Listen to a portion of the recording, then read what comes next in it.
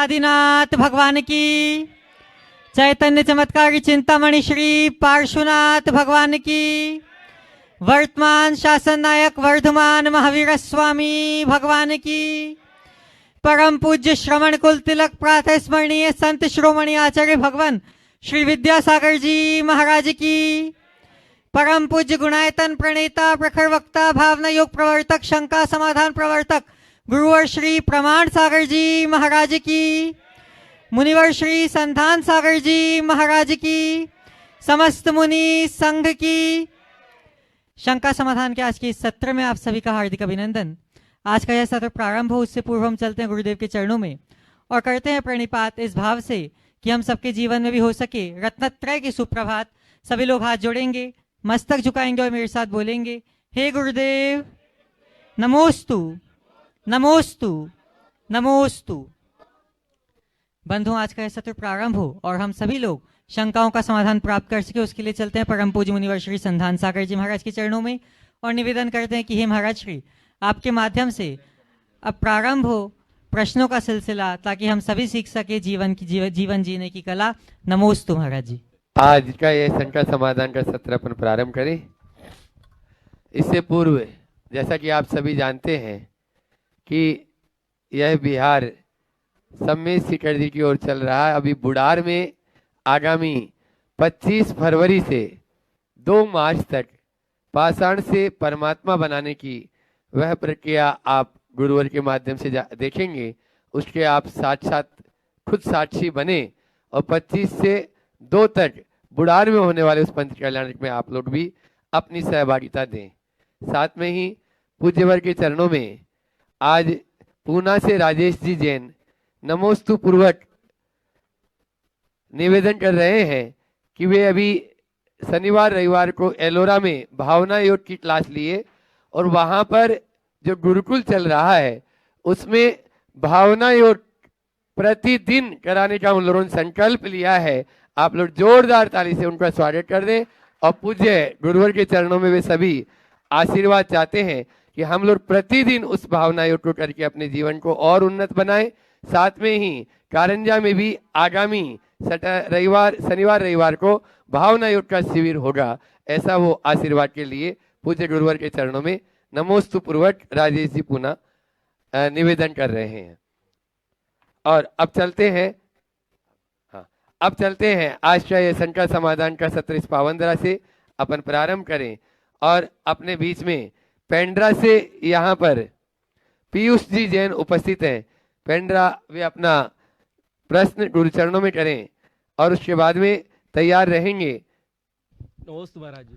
अर्पित जी जैन गुरुदेव नरसिंहपुर, एक मिनट, अर्पित जी जैन नरसिंहपुर तेंदुखेड़ा।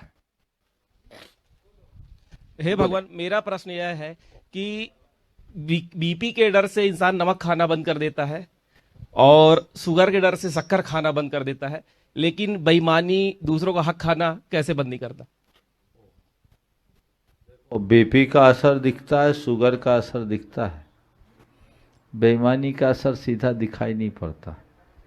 जिस दिन बीपी और शुगर की तरह बेईमानी का प्रभाव दिखने लगे उसी दिन मनुष्य ईमानदारी को अपनाना शुरू कर देगा।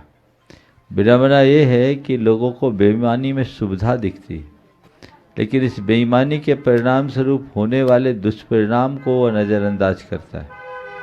काश वो इसे गहराई से उतर करके देखे। मैं तो ये कहूँगा कि कदाचित बीपी और शुगर को अनदेखा करने का उतना भयानक परिणाम नहीं हो, लेकिन बेईमानी का परिणाम बहुत बुरा होता है। क्योंकि व्यक्ति शरीर से अगर अस्वस्थ होता है तो उसका केवल एक जीवन प्रभावित होता है, लेकिन अपनी चेतना को मलिन करता है तो उसका भाव बर्बाद होता है। जिससे भाव बिगड़ता हो उससे बचो और उसके लिए अपने आत्मा की तरफ दृष्टि रखना बहुत जरूरी। अर्चित जी जैन नरसिंहपुर तेंदुखेड़ा गुरु चरणों में अपना प्रश्न करें और तैयार रहेंगी शालिनी जैन डिंडोरी। नमोस्तु महाराज जी, नमोस्तु नमोस्तु महाराज जी। मेरा नाम अर्चित जैन है, मैं तेंदुखेड़ा से आया हूँ।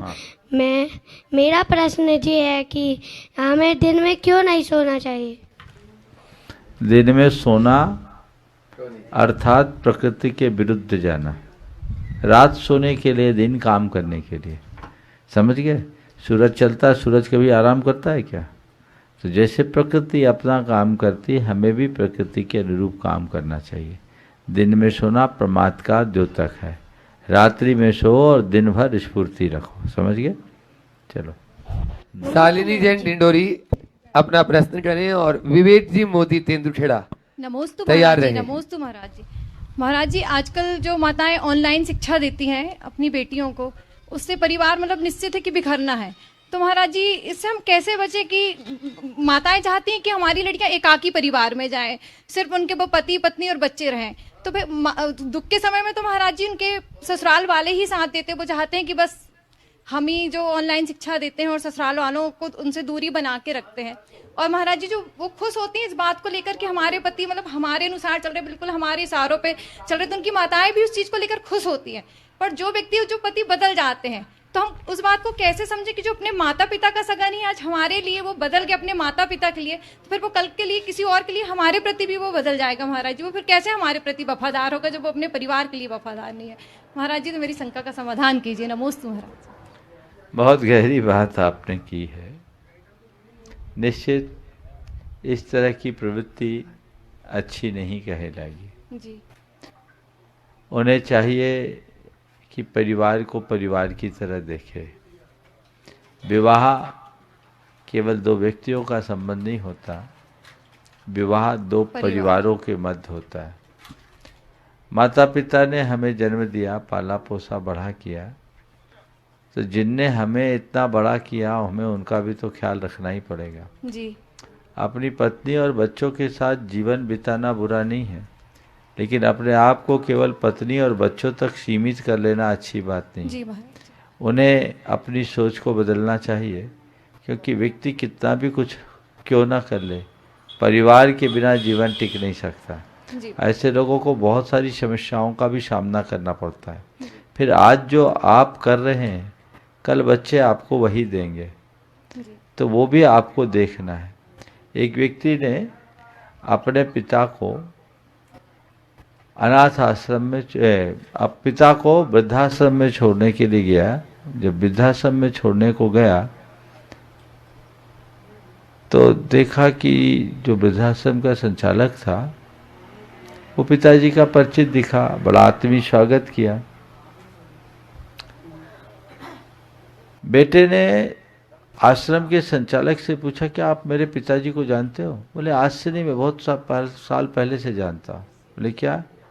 बोले आज से 35 साल पहले ये एक बच्चे को यहाँ से लेकर के गए थे, हमारे बाजू में एक अनाथालय भी है, एक बच्चे को लेकर के गए थे 35 साल पहले। जी और वो 35 साल पहले जो बच्चे को लेकर के गए थे आज ये लौट कर आए हैं, मैं उन्हीं के बारे में पूछना चाहता हूँ, बच्चा कहाँ है? तो पिता ने कहा ये बच्चा वही है। जिस बच्चे को अनाथालय से उठाकर पढ़ा लिखा कर योग्य बनाया, वही बच्चा अपने बाप को वृद्धाश्रम में पहुंचा रहा है। इससे बड़ी निष्ठा क्या होगी? इसी तरह जो माँ बाप तुम्हें पाल पोस कर बड़ा किए, अपने पैरों पर खड़ा किए, तुम्हारे शरीर का एक एक बूंद खून जिनकी कृपा का प्रसाद है, तुम उनकी उपेक्षा कर दो, ये कतई उचित नहीं है। इसमें जैसा आपने सवाल में कहा है कि बहुएं इस तरह की प्रवृत्ति ज़्यादा करती है, वो अपने पति को अपने पति तक सीमित रखना चाहती है, और उसके साथ साथ बच्चों की जो बेटियों की माताएं हैं जो हर पल खबर लेते रहती है और बहुत सारी प्रेरणाएं देते रहती है, हमें उनको भी सोचना चाहिए कि कल तुम्हारे घर में भी कोई बहू आएगी, फिर तुम्हारा हाल क्या होगा। कायदे से एक बार बेटी का विवाह हो जाए तो हमने उसको विदा कर दिया, अब वो उस घर की है। उसे अब बार बार शिक्षा देने की जगह ये सोचना चाहिए कि तुम जाओ, वहाँ तुम्हारे सास ससुर है, वही तुम्हें सही मार्गदर्शन देंगे, वही प्रेरणा देंगे। अब तुम्हारा घर वही है, अगर अच्छा है तो बहुत अच्छी बात है, अच्छा नहीं है तो अच्छा बनाना तुम्हारी जिम्मेदारी है। सीख ऐसी होनी चाहिए। पहले ऐसा ही सब कुछ होता था, आजकल सोच बहुत तेज़ी से बदल रही, इसके परिणाम स्वरूप पूरे के पूरे परिवार बिखर रहे, कोई को किसी से कोई लेना देना नहीं दिख रहा है, अंततः लोग एकाकी बन रहे हैं। ये जीवन सर्वनाश की कगार पर जा रहा है, सोच बदले। जी नमोस्तु महाराज जी, नमोस्तु। विवेक जी मोदी तेंदुखेड़ा अपना प्रश्न करें और तैयार रहें। आज अपने बीच में अतिशय क्षेत्र कौनी जी पाटन से धर्मचंद जी सविता तनुश्री जैन वे अपना प्रश्न गुरु चरणों में करें। कोटि कोटि नमस्ते महाराज जी। महाराज जी, देश भर के हमारे जैन मंदिरों में कई लाखों एकड़ जमीन वहाँ पे लगी हुई है, ट्रस्टों में, जैन मंदिर ट्रस्टों में लगी हुई है। हम इन जमीनों का केवल उपयोग यही होता है कि उनको किराए पर दे दी जाती हैं, उससे कुछ लाभ अर्जित होता है, वो मंदिरों के संरक्षण में या रख रखाव में इस्तेमाल होता है। लेकिन यदि हम इन जमीनों पर ऑर्गेनिक खेती करने की कोशिश करें, क्योंकि व्यक्तिगत जमीनों पर यदि हम कोशिश करते हैं तो उसमें घाटा होने की संभावनाएं हैं। यदि हम ट्रस्टों की ज़मीनों में एक बार कोशिश करते हैं कि ऑर्गेनिक खेती की जाए और इन उत्पादों की हम प्री बुकिंग भी कर लें तो एक बहुत बड़ा हम काम कर सकते हैं। इस विषय में महाराज जी आपका मार्गदर्शन मिले। कोटि कोटि नमस्ते महाराज जी। कोटि कोटि। आपने बहुत ही महत्वपूर्ण विषय को उठाया है। ये बात सत्य है कि जैन मंदिरों में काफ़ी जगह है, लेकिन वो लाखों एकड़ में नहीं होंगे। फिर भी बहुत सारे मंदिरों में, खासकर ग्रामीण क्षेत्र के मंदिरों में, लोगों ने भूमियाँ ज़्यादा लगा रखी है। जितनी भी ज़मीनें हैं इनका सही उपयोग होना चाहिए। सबसे पहले तो मैं पूरे देश के लोगों को आज पुनः कहूँगा कि वे अपने जितने भी भवन हैं, भूमि हैं, ट्रस्टों के अंतर्गत जो भी संपत्तियाँ हैं, उनके दस्तावेजों को ठीक करें, उसमें कोई कमी न रहने दें। अगर कुछ है तो उसकी पूर्ति करें।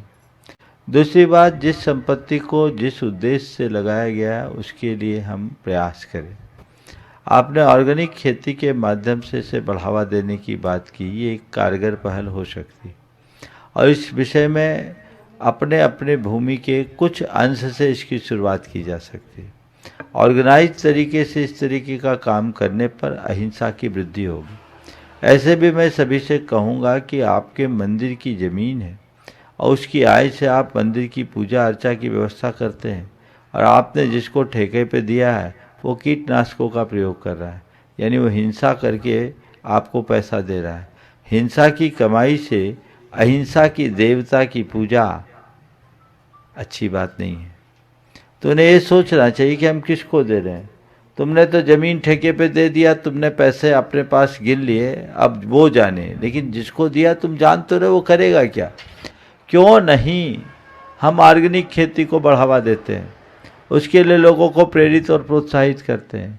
ये भी करा जा सकता है। लोग इसके लिए संगठित होकर के प्रयास करें। यदि 2-4 ट्रस्ट के लोग भी इस कार्य के लिए उत्साहित होंगे तो मुझे बहुत अच्छा लगेगा। लोगों को इसके लिए खूब अच्छे से सोच समझ करके काम करना चाहिए और ये जो संपत्ति है इसका सही कार्यों में विनियोजन भी होना चाहिए जो समाज का व्यापक हित कर सके। नमस्ते महाराज। नमस्ते।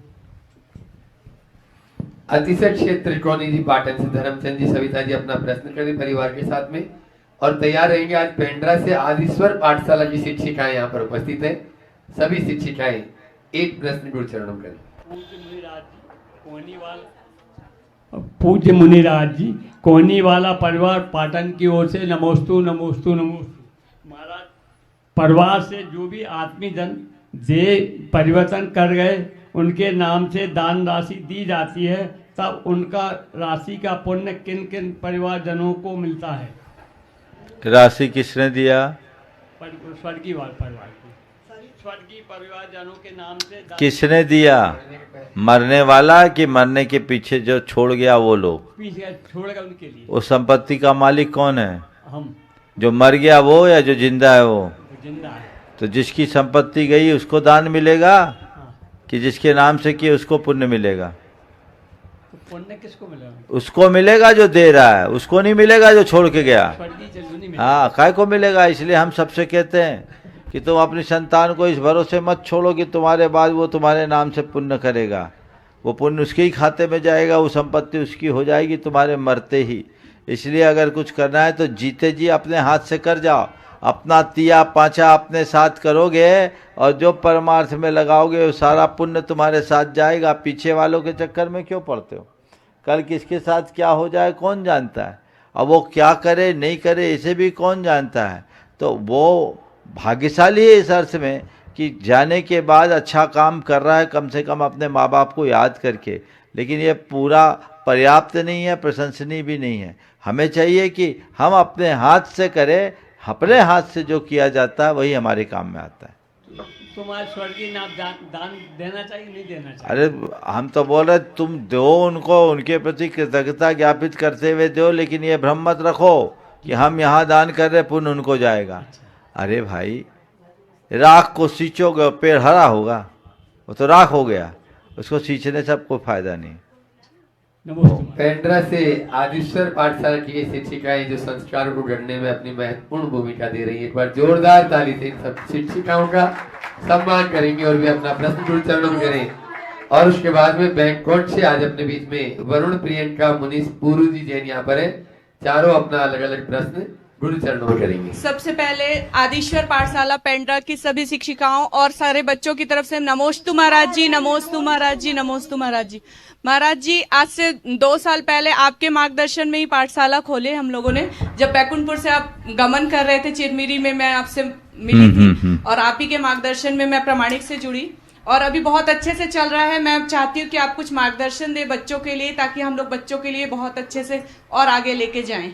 बहुत अच्छा है, आप प्रामाणिक पाठशाला से जुड़ करके पाठशाला को संचालित कर रही हैं, मुझे बहुत प्रसन्नता है। प्रामाणिक की योजना के अनुरूप आप अपनी गतिविधियों को इसी तरह से संचालित करते रहे, बहुत बहुत आशीर्वाद। नमोस्तु महाराज जी। और किसी को भी पूछना है इनमें से? हाँ। नमोस्तु महाराज जी, अमरकंटक जैसे सिद्ध क्षेत्र में जो आचार्य श्री की विरासत है, वहाँ पे इस समय अमरकंटक में रहने वाले रहवासी लोग दिन पे दिन अपनी क्रियाएं दिन पे दिन बढ़ाते जा रहे हैं। इसके लिए आने वाली समाज के लिए, पीढ़ी के लिए क्या मार्गदर्शन होना चाहिए जिसके लिए अमरकंटक क्षेत्र आगे बताएंगे, आगे चलो। और अपने बीच में बैंकॉट से वरुण, प्रियंका, मुनीष, पुरु, वे अपना प्रश्न गुरु चरणों में करेंगे। गुरु गोविंदे दुखड़ी ना गुरु रतिगम तत्वम ना गुरु रतिगम तपा तत्व ज्ञान परम नास्ति तस्मै श्री गुरुवे नमः। नमोस्तु गुरुदेव, नमोस्तु गुरुदेव, नमोस्तु गुरुदेव। गुरुदेव, मेरा ये प्रश्न है, जब हम श्रवण बेलगोला मठ में गए थे तो उधर जो गुरुकुल के लोग थे, गुरुकुल के बच्चे थे, वो उनके पास एक चोटी थी। तो मतलब सारे गुरुकुल में चोटी रखनी होती है क्या? चिंता क्यों, चोटी का बनना है कि नहीं? बोलो, सुनो वरुण, पुरु, थोड़ा इधर आ जाओ, आगे आ जाओ। हाँ हाँ हाँ, अब ठीक है। हाँ ठीक है, आप कंफर्ट है? हाँ, तो देखो, आचार्य गुरुदेव से कोई बोलते थे, वो चाहते थे कि लोग चोटी रखे, खासकर ब्रह्मचारियों को। क्यों? चोटी का बनना है इसलिए चोटी रखो। क्या करो? चोटी का बनना माने टॉप का बनना है ना? तो चोटी रखना अच्छी चीज़ है, हमारी पुरानी परंपरा थी। अगर गुरुकुल में रहो तो भी और नहीं रहो तो भी, तुम्हारी माँ अगर सम्मति दे दो तो तुम अभी से चोटी रख सकते, ठीक है ना? छोटी सी चोटी रख लो, क्या बुराई है ना? नमोस्तु महाराज श्री, नमोस्तु महाराज श्री। महाराज श्री, मेरा ये प्रश्न है कि आजकल मन में बहुत विकल्प आते रहते हैं और अलग अलग चीज़ें आती रहती हैं, तो महाराज श्री एक चीज़ पर पर्टिकुलरली कॉन्सेंट्रेट और फोकस कैसे करें? देखो, तुम जिस एज के दौर से गुजर रहे हो ना, इस एज में ऐसा होता है, इसमें बहुत तीव्र भावनाएं आती है, ये भी कर लूँ, वो भी कर लूँ, और ख़ासकर ऐसे में उन बातों पर ज़्यादा ध्यान जाता है जो हमारे लक्ष्य से हमें दूर डिस्ट्रैक्ट करते हैं, समझ गए? तो उन सब से बचने के लिए हमें सबसे पहला काम करना चाहिए अपने लक्ष्य को सामने रखकर चलने का। मेरा लक्ष्य क्या है और मुझे अपना लक्ष्य पाना है, मुझे फोकस रखना है, मुझे अपने मतलब से मतलब रखना है, मुझे प्रयोजन से प्रयोजन रखना है। इन बातों को बार बार दोहराओ। जो मेरा पहला काम है वो मैं अच्छे से कर लूँ, उसके बाद मेरे पास समय बचे तभी मैं कोई दूसरा काम करूँगा, ऐसा सोच रख करके चलोगे तो तुम्हारा चित्त भटकने से बच पाएगा, ठीक है? मोस्ट प्रियंका जी, हाँ। नमोस्तु गुरुदेव, नमोस्तु भगवान, नमोस्तु। गुरुदेव, आपकी आशीर्वाद से मुंबई में प्रमाणिक पाठशाला ऑनलाइन कर रही हूँ और बैंकॉक में भी प्रमाणिक पाठशाला शुरू कर दी है, तो सभी की तरफ से आपको खूब खूब नमोस्तु भगवान। और भगवान, मेरा प्रश्न ये है कि द्विदल एग्जैक्टली क्या है? जैसे पहले दूध का सुनते थे, फिर दही का सुनते थे, और अब लोग कहते हैं कि यदि दूध बॉयल हो गया तो कच्चे दूध का ही विदल होता है। बहुत सारे तीर्थ स्थानों पे दही और दाल साथ में चलने लगी, तो एग्जैक्टली विदल है क्या भगवान? देखो, द्विदल को लेकर बहुत पहले से दो तरह की विचारधारा है। एक विचारधारा है जो कच्चा हो या पक्का दोनों प्रकार के दही के साथ द्विदल मानता है, और एक विचारधारा है जो पक्के दूध दही के साथ न मानकर केवल कच्चे दूध दही के साथ मानता है। इन सब पर हमने काफ़ी गंभीरता से पड़ताल किया, तो ये पाया गया कि कच्चा हो या पक्का, हमें दोनों प्रकार के दही, दूध से उतना नहीं होता, दही के साथ द्विदल मानना चाहिए। आयुर्वेद के ग्रंथ में भी ऐसा लिखा है। श्वेतांबर मान्यता और कुछ अन्य ग्रंथों के आधार पर जहाँ केवल कच्चे दूध दही के साथ द्विदल माना है, पक्के के साथ नहीं। उन्हें ये समझना चाहिए कि पक्के के कच्चे के साथ अगर है तो कच्चा तो दूध ही अमर्यादित हो गया, तो दही अमर्यादित हो जाएगा, तो उसके साथ द्विदल मानने का औचित्य क्या है? फिर तो पक्के में खाते ही पक्के में है, सब चीज़ें पक जाती है, तो फिर द्विदल का कोई औचित्य नहीं। हमें कच्चे पक्के दोनों का मानना चाहिए। ज्ञान सागर जी महाराज, आचार्य गुरु राम गुरु, वे जब ब्रह्मचारी थे तो उन्होंने इस पर एक प्रयोग किया। उन्होंने कच्चे और पक्के दोनों प्रकार के दूध से जमे दही पर प्रयोग किया। दही और बेसन आदि का घोल मिला दें और उसमें अब जब हमारे लार का संयोग होता है तो जीव उत्पन्न हो जाते हैं। तो उन्होंने पाया कच्चे दूध दही में तुरंत हो जाते हैं, पक्के दूध के दही में थोड़ा वक्त लगता है, लेकिन होता दोनों में है। इसलिए हमें कच्चे हो या पक्के दोनों प्रकार के दूध दही से द्विदल का विचार करना चाहिए और उनका परहेज करना चाहिए। वरुण जी अपना प्रश्न करें, उसके बाद में ब्रह्मचारिणी मधु दीदी और नीलू दीदी अपना प्रश्न के लिए तैयार रहे। नमोस्तु महाराज श्री। महाराज श्री, आज के समय में समाज का बहुत बड़ा युवा वर्ग व्यापार में ना लग के जॉब में है इस समय, और जॉब में प्रत्यक्ष और परोक्ष रूप से कुछ ना कुछ ऐसी चीज़ें होती हैं, जैसे कोई कंपनी है जहाँ पे प्रत्यक्ष रूप से ही मांसाहार का काम हो रहा है, तो उससे तो लोग बच के रहते हैं। परोक्ष रूप से भी बहुत ज़्यादा होता है, जैसे आईटी सर्विस इंडस्ट्री में बहुत सारे लोग हैं और वो कंपनी सॉफ्टवेयर बना रही है मांसाहार वाली चीज़ों के लिए, KFC का बिलिंग सॉफ्टवेयर बना रही है, मैकडी का बिलिंग सॉफ्टवेयर बना रही है। तो इसमें एक सुधी श्रावक को कहाँ तक बच के रहना चाहिए, कितना सोचना चाहिए? बहुत अच्छा सवाल किया है। देखो, जॉब करना आज समय की आवश्यकता पड़ गई है, लोग करते हैं, उससे कोई बुराई नहीं है, जॉब करें। लेकिन जॉब करने वालों को भी ये देखना है कि हम कहाँ जॉब कर रहे हैं। आपके द्वारा किए गए किसी भी कृत्य में हिंसा है तो आप हिंसा के भागीदार हो, उस पाप से आप अपने आप को बचा नहीं सकते।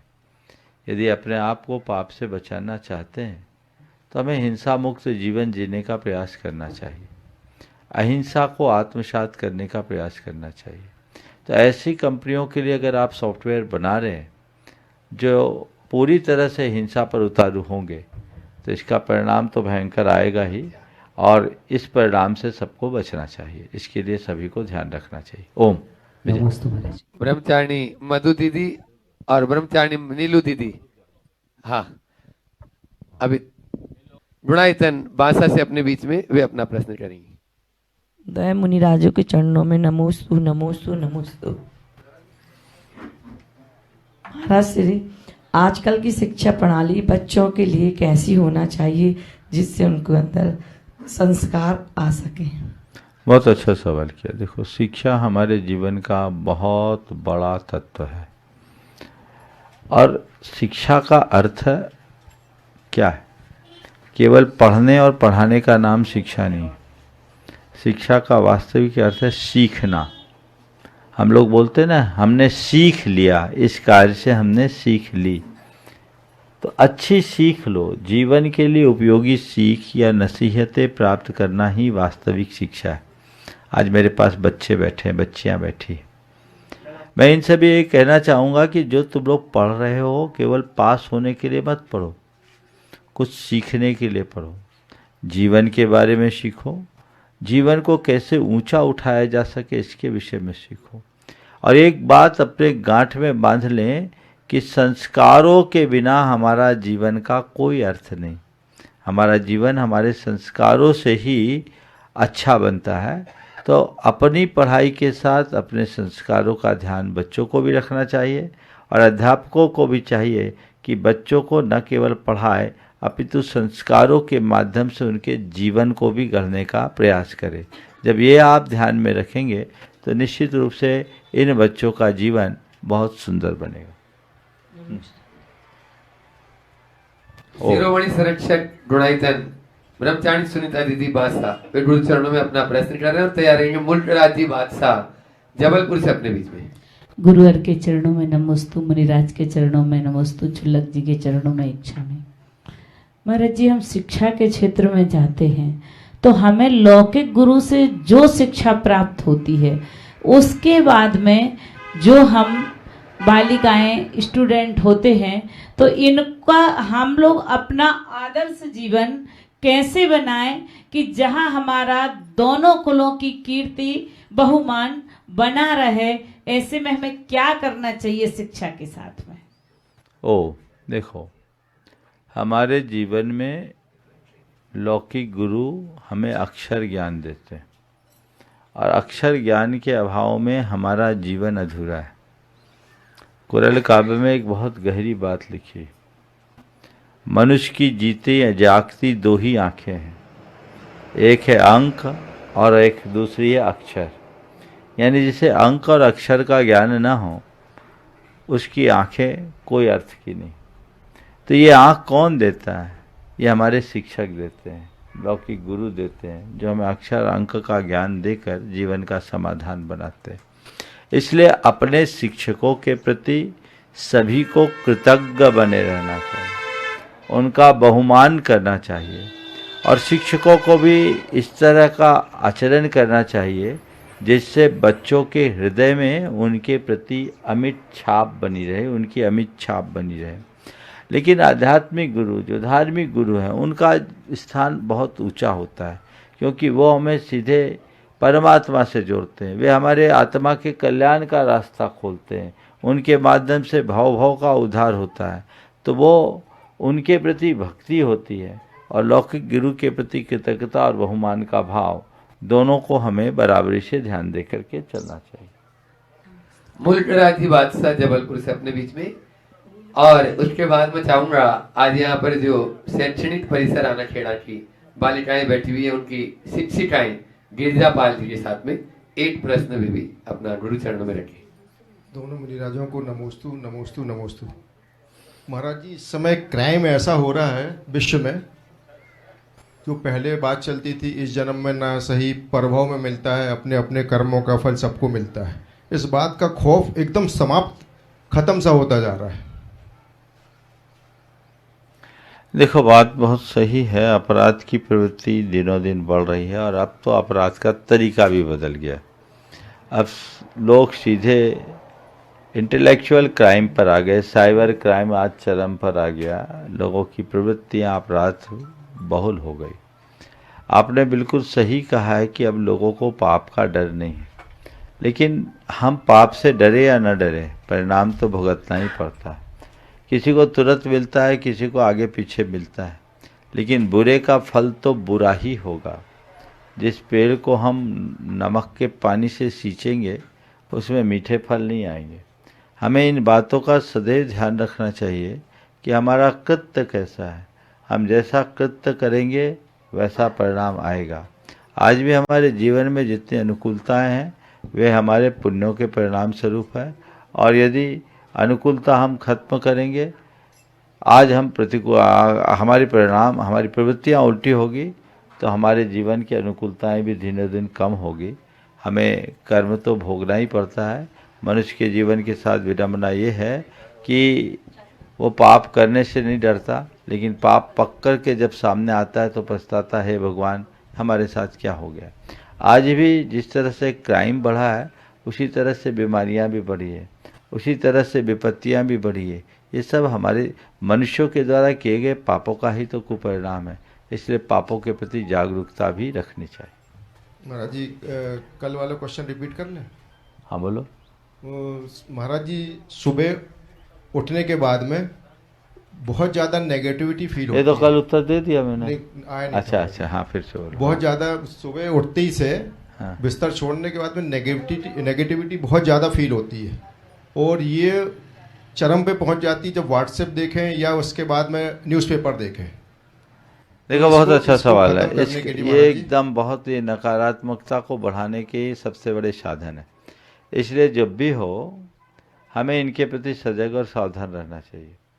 इसके लिए सबसे पहले तो मैं ये कहूँगा कि लोग एक संकल्प ले कि सुबह से न हम किसी प्रकार की न्यूज़ सुनेंगे, न न्यूज़पेपर पढ़ेंगे और न ही सोशल मीडिया को देखेंगे।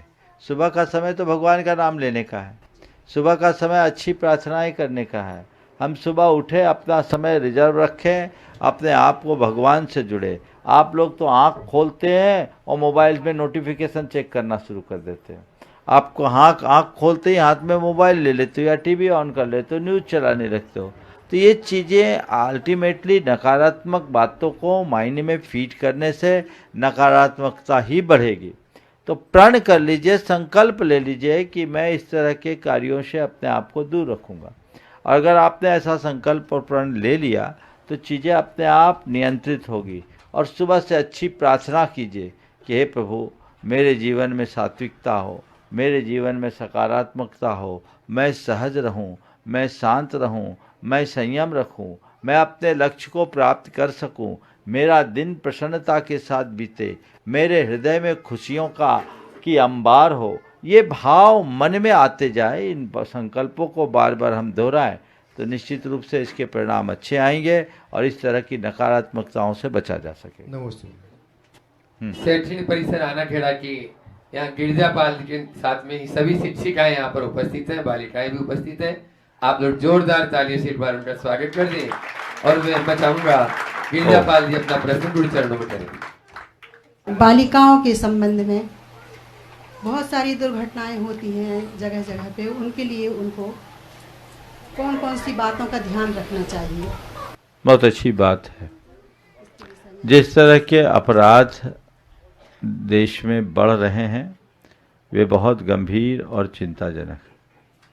मुझे प्रसन्नता है कि आप कन्याशाला में आप सब महिलाएं बच्चियों को पढ़ा रहे हैं। इन बच्चियों को 4 बातें बताइए। पहली बात, इन्हें जीवन की मर्यादा का बोध कराइए। मेरी क्या मर्यादाएं हैं, मेरे जीवन की लिमिट्स क्या है। ये लिमिट इनके हृदय में रग रग तक भरना जाना चाहिए कि मुझे किसी भी परिस्थिति में अपने जीवन की इस लिमिट को क्रॉस नहीं करना। समझ गए? ये चीज़ें आप लोग अच्छे से बता सकते हैं कि बच्चों की जीवन के लिए क्या मर्यादाएं हैं। दूसरी बात, इन्हें इनके कुल का गौरव सिखाना चाहिए कि आज मेरे साथ मेरा परिवार जुड़ा है, मैं अकेले नहीं हूँ, तो मुझे ऐसा कोई कार्य नहीं करना है जिससे मेरे कुल का गौरव खंडित होता हो। तीसरी बात, इन्हें इनके लक्ष्य का बोध कराना चाहिए कि हमारे जीवन का मूलभूत लक्ष्य क्या है, हमें क्या पाना है, पढ़ लिख कर के हमें क्या बनना है, अपने जीवन को कैसा बनाना है और उसे किस तरीके से बढ़ाना है। ऐसा लक्ष्य बोध बच्चों के अंदर होना चाहिए। और चौथी बात, इन्हें हमेशा सकारात्मक प्रेरणा देते रहनी चाहिए। अगर इस तरह की प्रेरणाएं देते रहें और अतीत के महापुरुषों के जीवन चरित्र को इन्हें बताएं, हमारे इस देश में कितनी बड़ी बड़ी सतियां हुई और अनेक वीरांगनाएं हुई, उनने अपने पुरुषार्थ, पौरुष और पराक्रम से पूरे विश्व में अपना कितना उच्च स्थान बनाया, ये अपनी योग्यता को किस तरह से निखारते हुए वो सब कर सकती हैं, कला गुणों से मंडित होकर अपने जीवन को कैसे आगे बढ़ा सकते हैं, इन सब की प्रेरणा और प्रोत्साहन इनको देते रहने से इन सब का मार्ग प्रशस्त होगा। विवेक भाई गुणायतन ट्रस्टी वे अपनी बात गुरु चरणों में। नमोस्तु महाराज जी। महाराज जी, मेरा प्रश्न है, एक दूसरे से जब हम लंबे समय के बाद मिलते हैं तो उस समय गले मिलने की परंपरा है, क्या यह परंपरा मुस्लिम समाज से आई? जब हमारे बड़े बुजुर्ग एक दूसरे से मिलते थे तब वो एक दूसरे को हाथ जोड़कर अभिनंदन करते थे, लेकिन आज जब सब लोग गले मिलने से ज़्यादा अच्छा मानने लगे हैं। जब कभी भी साधु संतों से मिलन की वीडियो भी देखता हूँ तो वहाँ भी गले में लगाने की व्यवस्था चल पड़ी है। वह दृश्य देखकर ईद वाली भावना मन में आ जाती है। क्या जब संत बड़े मंच पे मिलते हैं तो गले मिलना ही सबसे उत्तम है क्या? महाराज श्री, क्या मेरा ऐसा सोचना या महसूस करना गलत है? नमस्ते। देखिए, बहुत अच्छी बात की। हमारे देश में एक दूसरे के अभिवादन का जो तरीका है वो गले मिलने का नहीं है, हाथ जोड़ने का। ना हाथ मिलाना ना गले मिला। ये गले मिलने में अन्य प्रकार की भी बातें आ जाती है, इसलिए इन प्रवृत्तियों को हमें प्रोत्साहित नहीं करना चाहिए। अब जो आपने सवाल किया है, चूँकि गले मिलना लोग एक दूसरे के प्रेम और वात्सल्य की अभिव्यक्ति का प्रतीक मानने का भ्रम पाल लिए हैं, लेकिन सच्चे अर्थों में सबसे अच्छा अभिवादन परस्पर हाथ जोड़ने से ही होता, हमें वही देखना चाहिए। हाँ महाराज जी, एक और सवाल था। नौ मंदिर में मूल नायक भगवान एक ही परिवार से ही हो सकता है क्या, या पंचायती भी हो सकता है?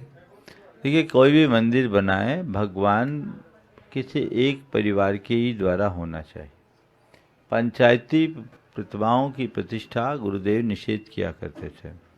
अमरकंटक में जब अष्ट धातु की प्रतिमा विराजमान करने की बात आई, 26 टन वजनी प्रतिमा स्थापित होनी थी, तो लोगों ने कहा कि हम लोग गांव-गांव से पीतल इकट्ठा करके ये प्रतिमा बना लेंगे। गुरुदेव ने कहा कि चंदे चिट्ठे से भगवान विराजोगे तो मेरा कोई आशीर्वाद नहीं। कोई एक व्यक्ति न्योछावर करता हो तो हम इसके लिए आशीर्वाद देंगे। तब दुर्ग के बाबूलाल जी सिंघई जयश्री आयल मिल वाले आगे आए, उनने गुरुदेव से आशीर्वाद लिया और आज वो अमरकंटक में विराजमान है, भगवान विराजमान है। तो तब से मैंने निरंतर देखा, ये 1990-92 की बात थी, तब ही उन्होंने आशीर्वाद लिया था, और तब से अब तक मैंने देखा गुरुदेव ने कभी किसी भी परिवार को, जो इंडिविजुअल है उनको आशीर्वाद नहीं दिया, जो पंचायती उनके लिए आशीर्वाद नहीं दिया। सामूहिक स्थापित करने की जगह पारिवारिक रूप से ही स्थापना करना चाहिए। ओम शांति। और अपने बीच में पेंड्रा दिगंबर जैन समाज से यहाँ पर आज प्रतिनिधि समाज के सभी ट्रस्टी लोग उपस्थित हैं, वे अपना निवेदन गुरु चरणों में कर रहे हैं। नमस्ते महाराज जी, नमस्ते महाराज जी। हम आपके समक्ष पेंड्रा आगमन के लिए निवेदन कर रहे हैं, कृपया हमें आशीर्वाद प्रदान करें महाराज जी।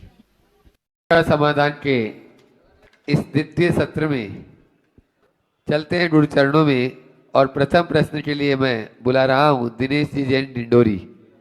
गुरु चरणों में अपना प्रश्न करें और तैयार रहेंगे संजय जी जैन, कविता जी जैन डिंडोरी। महाराज जी, आपके श्री चरणों में बारंबार नमोस्तु। महाराज जी, मेरा प्रश्न है कि हम 16 कारण भावनाओं को अपने दैनिक जीवन में कैसे उतारें और उसको तीर्थंकर प्रकृति का बंध हम अपने जीवन में कैसे बनाएं? बहुत अच्छा सवाल। देखिए, भावना को भाने की जब बात की जाती है तो इसके अर्थ को गहराई से समझना चाहिए। भावना भाने का मतलब क्या है? जिसकी हम भावना भाना चाहते हैं उसी के बारे में देखना, उसी के बारे में सोचना, उसी के विषय में सुनना और उसी को महसूस करना। देखना, सुनना, सोचना, महसूस करना, समझ गए जी महाराज। जैसे उदाहरण के लिए दर्शन विशुद्धि 16 कारण भावना की पहली भावना जी। सम्यक दर्शन की निर्मल परिणति, जगत कल्याण की भावना से अनुप्राणित निर्मल सम्यक दर्शन। तो उस निर्मल सम्यक दर्शन की अनुभूति करना, निर्मल सम्यक दर्शन को भावना भाना, हर कार्य, हर क्रिया, हर प्रवृत्ति में उसे ही देखने की कोशिश करना, ये भावना है। तो जब हम तन्मय हो जाते हैं तो हमारी भावनाएं फलीभूत होती है, फिर भावना साकार हो जाती है। ऐसी भावना को कहते हैं भावना भवनाशिनी। तो बार बार बार बार जो हम पाना चाहते हैं, जैसा हम होना चाहते हैं, उसी के बारे में सोचो, उसी के बारे में सुनो, बस उसी को देखो और वैसा ही महसूस करो। तो ये भावना जब चरम रूप में होती है तो कहते हैं यद्भाव्यते तद्भवति। तो 16 कारण भावनाएं एक ऐसी भावना है जो हमारे भीतर तीर्थंकरत्व को प्रकट करने में सहायक बनती। समझ गए जी। वर्तमान में 16 कारण भावना भाने के उपरांत भी इतने उत्कृष्ट रूप से तो कोई भा नहीं पाता, और भा भी ले तो उसे तीर्थंकर प्रकृति का बद्ध नहीं होगा, क्योंकि ये भावनाएं मात्र नहीं, इस भावना का चरम रूप केवली अथवा शुद्ध केवली की शरण में ही होता है, उनका आज सानिध्य नहीं है। इसलिए वर्तमान में कोई 16 कारण भावना को उस रूप में घटित नहीं कर सकता। संजय कविताई जैन डिंडोरी गुरु चरणों में अपना प्रश्न करें और तैयार रहेंगे समकित नरेश जी जैन। नमोस्तु गुरुदेव, नमोस्तु गुरुदेव, नमोस्तु गुरुदेव। एक सूक्ति कही गई, जैसा खाओ अन्न वैसा होए मन, जैसा पियो पानी वैसे निकले वाणी। गुरुदेव, मैं बैंकॉक गया और बैंकॉक में सारे लोग मांसाहारी हैं, लगभग वहाँ के रहने वाले, मगर उनके अंदर इतनी सहजता, सरलता मैंने महसूस की। तो इसका क्या कारण है? मैं एक सवाल करता हूँ आपसे, आप अपने क्लाइंट के साथ कैसा व्यवहार करते हो? अपने ग्राहक के सामने कितने सहज सरल रहते हो? तो आप वहाँ गए, आप उनके क्लाइंट बन करके गए, तो उनकी सहजता सरलता आपको देखने को मिली। उनके जीवन में घुस कर देखो तो असलियत प्रकट होगी। इसलिए इस बाहरी रूप से किसी के व्यक्ति के व्यक्तित्व का अनुभव मत करना, जब वहाँ स्थायी रहोगे तो पता लगेगा। मैं तुमसे पूछता हूँ, कोई विदेशी नागरिक यहाँ आता है तो तुम उसके आगे कैसे पेश होते हो? सज्जनता की प्रतिमूर्ति बनते हो ना। तो वही हाल वहाँ है। बैंकॉक के लोगों का हाल जानना है तो ये बैठे बैंकॉक वाले, इनसे पूछना, असलियत पता लग जाएगी कि वो क्या है। नमस्ते। ओम। समकित नरेश जी जैन शहडोल नमोस्तु महाराज जी। गुरु चरणों में अपना प्रश्न कर रहे हैं। डिंडोरी है समकित डिंडोरी। और उसके बाद तैयार रहेंगे अरविंद कुमार जी, प्रदीप जी, अंकित जी जैन शहडोल। महाराज जी, मेरा ये प्रश्न है और काफ़ी युवाओं को ये प्रश्न है कि हर व्यक्ति के जीवन में एक एज ग्रुप आती है 20-21 साल से लेके 27-28 साल की, खुद को प्रूफ करना रहता है। उस चक्कर में महाराज जी कई बारी इतना सोशल प्रेशर रहता है, फैमिली प्रेशर रहता है और खुद का भी इतना प्रेशर रहता है महाराज जी, तो हम अपने एम से डाइवर्ट हो जाते हैं, शॉर्ट टाइम के लिए डिस्ट्रैक्ट हो जाते हैं। तो इन सब चीज़ों से कैसे डील करें महाराज? बहुत अच्छा सवाल किया। 20-22 साल से लेकर 28-30 साल तक का जो समय है, स्वाभाविक है, बहुत प्रेशर का समय रहता है। इस समय तुम्हारा सवाल है, इस समय हम अपने आप को प्रेशर फ्री कैसे रखें? जी महाराज। देखो, जिसकी नींव मजबूत होती है वो इमारत हमेशा टिकी रहती है। तो सबसे पहले तो मैं कहूँगा कि 20-22 साल की उम्र आने के पहले ही अपने आप को व्यवस्थित करो और शुरू से अपना ध्यान अपने लक्ष्य पर रखो, एक पर ही फोकस रखो। अपने जीवन के प्रारंभिक दौर में माता पिता की बात का पूरा अनुकरण करो। अगर कोई व्यक्ति मन लगा करके पढ़ाई लिखाई करता है और अपने सारे कार्य करता है, अपनी आदतों को अच्छा बनाता है और लक्ष्योन्मुखी बनकर आगे बढ़ता है, तो उसके पास उतना प्रेशर नहीं रहता, क्योंकि वो अपने टारगेट के काफ़ी निकट रहता है। फिर भी 20-22 साल की उम्र होते होते मान लीजिए किसी को जॉब ना मिली हो या बिजनेस सेटल नहीं हुआ, उसका जो प्रेशर है, तो उस प्रेशर को भी कम किया जा सकता है अपने अंदर के कला गुणों को विकसित करके। आज के समय में पढ़ाई तो हो रही है लेकिन कला और गुणों का विकास नहीं। लोग एक अदद नौकरी को ही अपनी सफलता का आधार मानने लगे, वो भ्रमपूर्ण दृष्टिकोण। अपने आप को हम अच्छे से तैयार करें, कला गुणों से परिपूर्ण करें, तो ये समस्याएं हमारे पास कम होगी। हम अपने स्किल से अपने आप को अपने पैरों पर खड़ा करेंगे। दूसरी बात, यदि ऐसी स्थिति नहीं भी बन रही है और जिनका पारिवारिक बैकग्राउंड अच्छा है, जिनके बिजनेस का बैकग्राउंड है, वो बिजनेस के साथ जुड़ जाए। समय हो गया है, यहीं पर विराम। बोलिए अहिंसा परमो धर्म की।